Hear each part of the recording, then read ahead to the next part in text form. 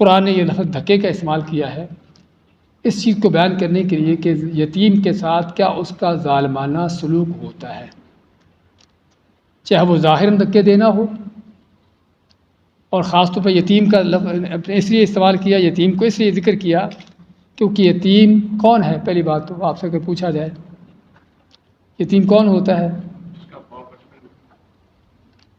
جس کا باپ بچپن میں، بچپن کون تھا؟ چھوٹی عمر کی کوئی حد، اس کی کوئی لمٹ جو بالغ نہیں ہوا ہو. ہمیں یہی معلوم کرنا ہو کہ پڑھا کیا بالغ کیسے ہوتا ہے بچہ. ہاں جی، بچہ کب بالغ ہوتا ہے؟ ہاں جی، بالغ ہونے کی بچے کے لیے 3 نشانیاں ہیں اور بچی کے لیے 4 نشانیاں ہیں. زیر ناف بال اگائیں، اس کو احتلام ہو جائے، اگر دونوں چیزیں نہ ہوں تو اس کی عمر 15 سال ہو جائے، چاہے دونوں چیزیں نہ بھی ہوئی ہوں، عمر 15 سال ہو گئی تو بالغ ہو گیا. بچی کے لیے چوتھی نشانی اور بھی ہے، وہ کیا ہے؟ اس کو مینسز آ جانا، پیریڈ آ جانا، چاہے وہ 9-10 سال کی عمر میں کیوں نہ آ جائے. تو جب اس کو یہ پیریڈ آ جاتے ہیں تو بالغ ہو جاتی ہے. تو یہ ہے بلوغت کی نشانی. تو جس کا باپ اس بالغ ہونے سے پہلے بلوغت سے پہلے فوت ہو گیا وہ ہے یتیم. اور ماں اگر فوت ہو جائے پھر ہاں جی، کسی اگر ماں فوت ہو جائے تو یتیم ہوتا کہ نہیں ہوتا؟ ہاں جی، مسکین ہوتا ہے. کہا جاتا ہے کہ انسانوں میں سے یتیم وہ ہوتا ہے جس کا باپ فوت ہو جائے، اور جانوروں میں سے یتیم وہ ہوتا ہے جس کی ماں مر جائے. ان کے باپ کو تو پتہ ہی نہیں ہوتا، سمجھے نا.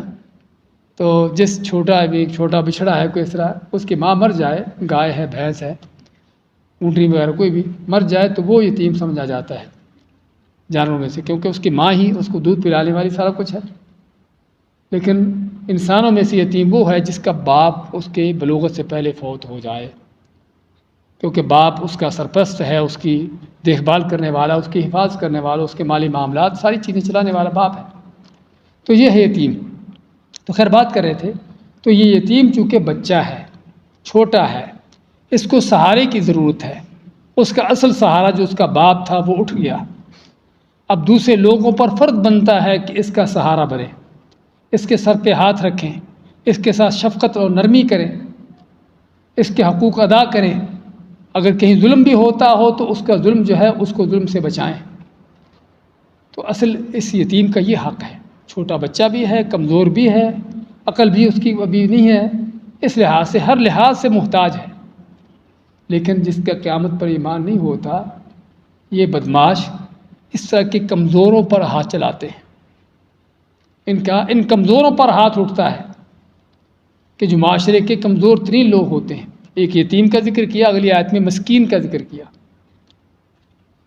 تو یتیم کو دھکے دینے سے مراد جیسا ہم ذکر کیا ہے کہ عموماً اس میں سبھی معنی ہیں. اس کا حق کھا جانا، اس کا حق نہ دینا، اس پر کسی بھی انداز سے ظلم زیادتی کرنا، اس کی جو ضروریات ہے اس کو نہ دینا، پوری نہ کرنا. اور آج بھی اگرچہ یہ چیزیں موجود ہیں، لیکن عربوں کے معاشروں میں یہ چیز بہت زیادہ تھی کہ کوئی بھی اگر فوت ہو جاتا اور فوت ہونے والے کے چھوٹے بچے ہوتے تو وہ چھوٹے بچے عام طور پر فوت ہونے والے کے بھائی کی کفالت میں آ جاتے، کسی اور رشتہ دار کی کفالت میں آ جاتے، تو کوئی ان کی کفالت لے لیتا. اب کچھ تو ہوتے کہ جو واقعی ہی انصاف سے، عدل سے اور رحم دلی سے کام لیتے، ان کے حق ادا کرتے. اور بعض لوگ جن کا ایمان آخر پر نہیں ہوتا پھر ان پر ظلم زیادتی کرتے، ان کے مال کھاتے، بلکہ یتیموں کا مال. تو اللہ فرماتا ہے کہ یتیموں کو دھکے دیتا ہے، یعنی ان کے ساتھ ظلم زیادتی کرتا ہے.